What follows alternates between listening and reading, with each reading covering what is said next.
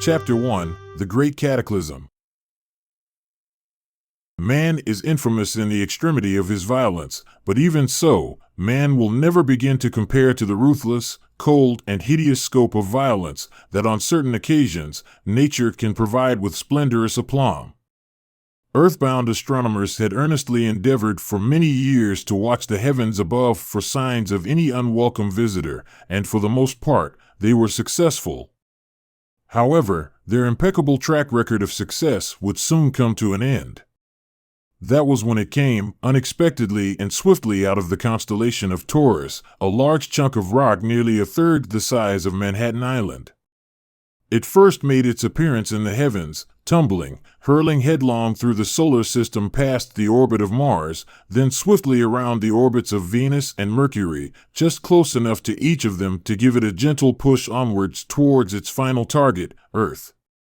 By the time astronomers on Earth had discovered it and were able to chart and accurately calculate its celestial course, there was little time to prepare a proper welcome for such an unwelcome visitor. It would officially be catalogued as 915 Anastasia, but to most of the citizens of Earth, it would be known simply as Anna. In the short time given for them to prepare for Anna's arrival, the governments of Earth patched together rather hasty plans to obliterate the asteroid with a series of nuclear missile strikes. Aiming for a specific point near the middle of the asteroid was determined to be the best target for the missiles. Using all available space vehicles at their disposal, the governments of the Earth launched their nuclear assault.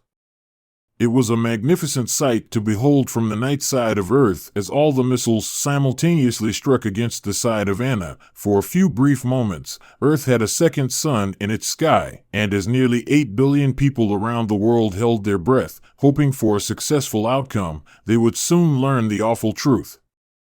The strike was successful in at least one aspect. Anna had been effectively resized. Now, instead of being one large asteroid poised to strike our planet, she had been split into 3 somewhat smaller asteroids, each with a new trajectory as they continued their journey towards Earth.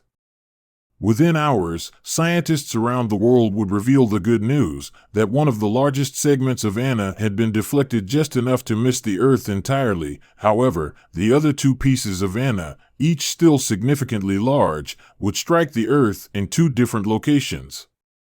Anna 1, as it was called, would strike first.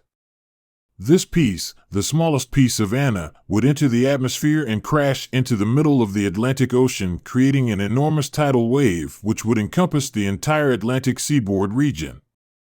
Although this would devastate large coastal areas, it would still be survivable. Anna 2, the second largest, would leave its devastating mark on the Earth nearly 20 miles south of the small hamlet of Ansbach, Germany, the heartland of Europe. Scientists calculated the area of destruction to be roughly the size of the state of Texas. It would leave an impact crater nearly 2 miles deep. When the reports came in, authorities did their best to prepare. Although it might have seemed somewhat unsympathetic to just toss out estimated casualty figures in the news, but that is what they did. Suffice to say, the final figures would be nearly 1 billion lives lost in the first few moments, but that would only be the beginning. In a way, it's somewhat ironic that in an age when humanity had worried itself for so long about man's overuse of his planet and its effect on warming the Earth's climate, along would come Anna, setting up a chain of events into motion that would cool the Earth dramatically, throwing the planet into an ice age that would last for nearly 50 years, brief by historical standards, but catastrophic nonetheless. As skies around the Earth darkened within the first few days following Anna, the northern and southern hemispheres of the world grew drastically colder, and weather patterns around the world began a series of wild fluctuations never witnessed since the beginning of recorded history. All air, land, and sea transportation came to an immediate halt in the wake of Anna, partly due to the weather fluctuations, but mostly as global fuel supplies were quickly exhausted. With no possibility of responder help and relief, life for those who had survived became a cruel struggle for the basic needs of food, water, shelter, and most importantly, hope. Civilization as it was, began a quick, wrenching, and painful dismantling until humanity would finally come to the realization of its desperate need to exist. World governments and political boundaries in some cases would be erased practically overnight. However, scattered over the earth, in diverse places, hundreds of millions would survive. Many of them would feel as if it was divine intervention, while others would just consider themselves lucky. Whichever the case, a few would survive. Using whatever means necessary, humanity would find a way. However, survival would not come easy. Great cities, whose presence once marked the continents of the northern and southern hemispheres, would themselves become barren wastelands, and the vast desert regions would become fields of ice and snow. Where large, forested lands once flourished, nothing would remain but burned and charred landscape. Areas once rich with fertile soil would find that soil stripped off in great sand and windstorms that blew continuously across the regions. Then there came the huge storms of ice and snow, where in many places these storms would last for weeks without end. Where humans once dwelled within buildings of wood, concrete, or steel, these same dwellings would in time disappear underneath layers and layers of accumulations of dirt, ice, and snow. Large mountainous structures of steel known as skyscrapers, where many once lived and worked, would eventually collapse from ice, rust, and wind.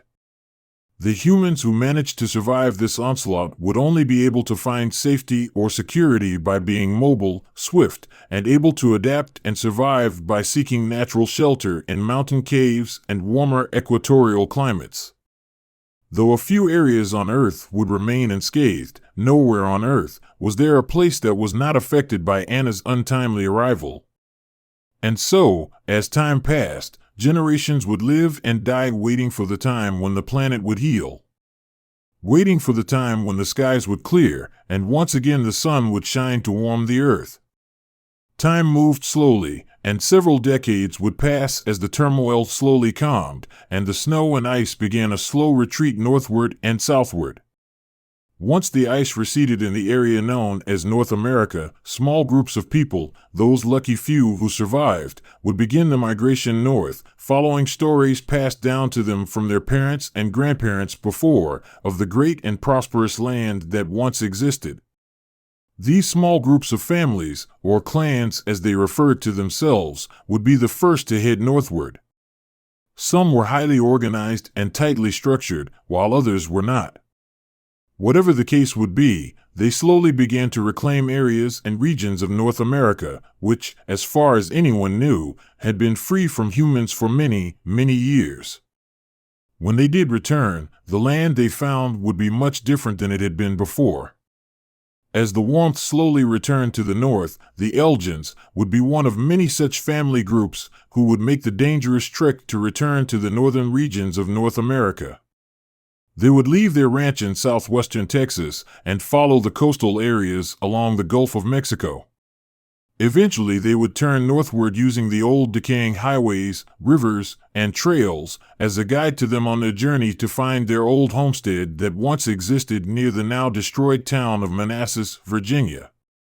Spurred on by their overbearing elder leader, Zachariah Elgin, whose father John Elgin and his uncle Jacob had been the ones to lead the clan south to safety in the weeks just before the Great Cataclysm. Like the pioneers of old, they would bring with them as much food, supplies, and materials as they could possibly carry, using horse-drawn wagons or carrying everything on their backs. With everything readied, the clan slowly began their journey northward. Zechariah ruled and guided the Elgin clan under a strict biblical code of discipline that all families had long ago agreed to follow. It was this discipline which enabled them to survive in the terrible days following Anna. As those dreadful days eventually faded into memory, the younger members of the clan began to dream of returning home one day to build new lives of their own. It would be this dream that would give them hope, and the one great source of hope was a large family Bible that Zechariah carried tucked away safely within a large metal box. This would be his sole source of strength and guidance, as it was with his family years before. Bravely, the Elgin clan set forth. pausing occasionally on their journey to plant seed and grow needed food, while exploring farther north and east to seek out their homeland of the past. Zechariah would direct their journey, following the stories that were handed down to him from his father, as well as a special map, hidden within the pages of Zechariah's Bible, that would help direct them to the location of the old family homestead which had existed in the time before the Great Cataclysm, and according to Zechariah's father, there would be supplies available for them to use to rebuild with once they returned.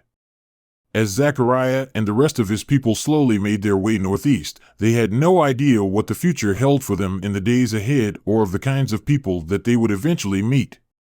There was, however, one young member of the Elgin clan who would begin to have dreams and visions, a young man still a child as the clan set upon their journey northward to the old homestead.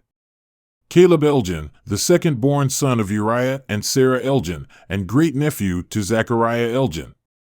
Even as a child, Caleb would begin to have dreams and visions of the future, a future in which he would one day be unwittingly chosen to lead the Elgin clan. Lead them in a fight for freedom, a fight for their very lives in a new world that would ultimately be their home. You have been listening to Caleb Elgin, The Rise of the Clans by David E. Farmer. Also available on Amazon Kindle. More chapters coming soon. Thank you for listening. Have a great day. Bye-bye.